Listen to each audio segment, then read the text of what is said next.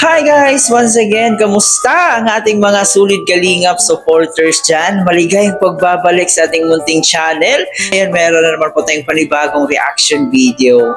Panibagong update na naman po ang ating nasagap ngayon sa Jomcar. Bago ang lahat, gusto ko lang kamustahin yung mga kababayan natin mula Luzon, Visayas, Mindanao. I hope nasa maayos sa kalagayan po kayong lahat.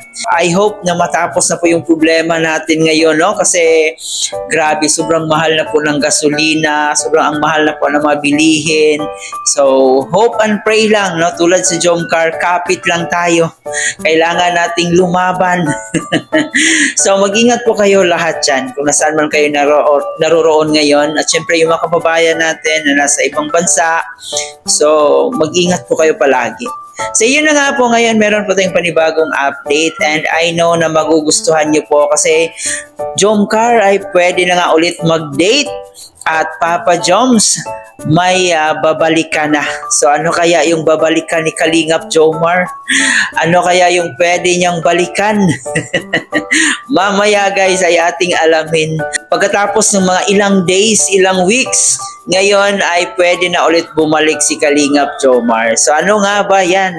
Mamaya ay ating malalaman. Bago ang lahat, shoutout muna natin ang ating ama ng Kalingap na si Kuya Bal Santos Matubang, ated na vlog in Kalingap Rap. Suportahan din po natin ang mga keyboys, Kalingap partners, mga charity vloggers sa Pilipinas na tumutulong sa ating mga kababayang mahihirap.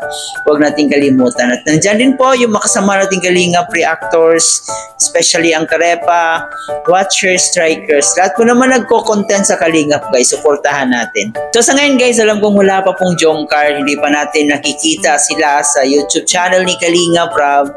Pero may mga iilang may iilang mga updates pa rin po tayo. So dito ay ating munang panoorin si Kalingap Jomar. Kung ano nga ba itong sinasabi ko na pwede na siyang makabalik. So ito guys, panoorin na natin to. Tita Eden Adain, uy, on the way na rin po yan yung sabon niyo po. Happy birthday belated po sa inyo. Sige po. Ano kaya sa akin dito? Ano sa inyo po? Parang gusto ko yung cheesy Hungarian Share nyo lang tayo dito. Gusto mo yan? Ako nga rin po yan. Hindi ko yung kaya ubusin ng isa lang. Ika. Buy one get one yun ano? Sa yung hotdog, yung sandwich sa kanay guys. Yo. Buy one get one. Isang buy one get one lang? Ikaw. Ito. Ay, sa yung burger ako niya. Ano naman yun? 160 lang yun. O sige, kayo. 160 lang yun, medyo mahal-mahal naman. Oo? Dito tayo sa pinakamahal. Oh, ito daw. Lahat. Philly cheesesteak overload. Uy, hindi kaya. Hindi mo. Ito na lang. Tsaka, ano ba sa akin? Ito. Yung a la carte. Ano po? Ay, sir. A la carte po or yung with fries and drinks? With fries and drinks lang With po. price and drinks. Yay! Yan ang gusto ko. Ito din. Yung may drinks. Bacon, garlic. And fries. Ako nito nahihirapan. Ano na dito? Philly. Ito na lang sa Fries and akin. drinks po dito. With price and Sir, with fries and drinks. Ilan mo na Sprite na lang? Sprite na lang po. Ano ba yung order ko po yung overload po? Yung overload? Philly overload. Dalawa na lang. Pili overload. Ginaya na lang din kita. Yes, sige, salamat. Na-accept ba kayo yung Gcash? Wow! Sprite po. Sunod na daw yan. Totoo ba yun? Hindi yan. Ano tayo? Discipline. Back to day one yan, back to day Back to day one? Back to day one. Aray ko. Discipline. Maaray na naman yan.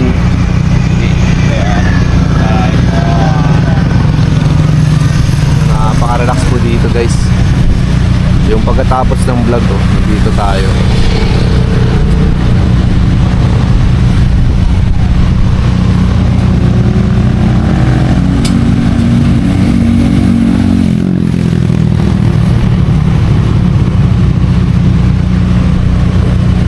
Ayun na po ang kakainin ni Papa Joms ngayon. Kaya mo yan bro? Mag-gym ako mamaya, bro. Sure ka kaya mo yan? Oo!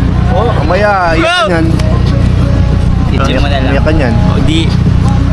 Pwede naman daw ako magbuhat, sabi ni JJ. Pwede na? Oo. Si JJ pa nagsabi niyan. O, hindi pa ba sabi ha? Pwede yan guys, Pwede kasi na ano daw. yan, ampat na po yan. Ampat. Sabi mo na nagdugo. Yan, okay na daw yan. So wala na po tayong dapat ikatakot. Wala nang daw takot. Kumakain na nga eh. Dapat laki nga nung kakainin, no? Yun, no? Kumakain na nga siya eh. Isang tao lang ba to? Bro, price. Kain kayo bro. May pagkain din ka. Go.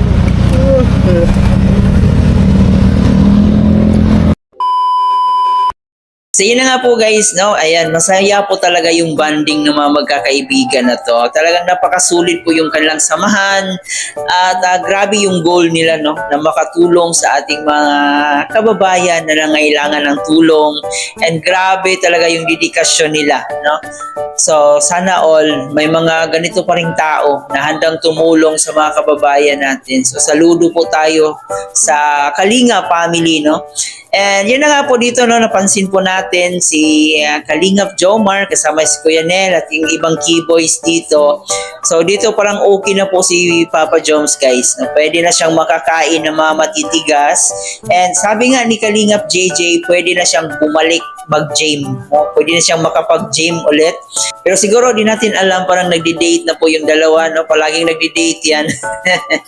Pero hindi nga lang natin alam kasi alam naman po natin may rules, diba? So bawal i-vlog si Carla, and okay na rin po yun na hindi natin madalas makikita si Carla or yung Jumcar mismo kasi nakakasawa rin, no?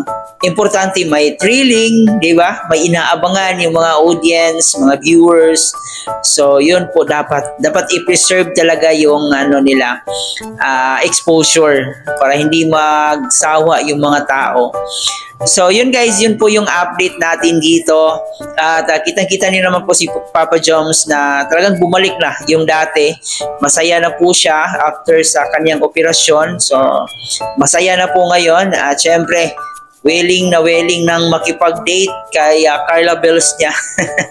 And siguro sa ngayon, busy pa rin po si Carla sa kanyang pag-aaral. Kaya siguro madalas silang nagkikita. And for sure naman ay nagchat-chat or nagtitext itong dalawa or tumatawag, no? Nagtatawagan. So siguro yun po yung nangyari sa ating Jomcar. At hindi naman po lahat ng bagay dapat nilang ipaalam sa atin. Pero kahit pa paano ay nakikita pa rin natin yung Jomcar. Nakikita pa rin natin si Kalingap Jomar. Although wala si Carla, pero naiintindihan naman po natin yan. Kasi yun na nga, bawal po talaga i-vlog si Carla. So sa ngayon guys, parang tahimik na po yung Jomcar. Wala na po mga issue and masaya po yung mga Jomcar fans, no? Masaya yung mga tahimik na sumusuporta ng Jomcar kasi unti-unti nang naglaho yung issue ngayon. So masaya po lahat ng Jomcar community.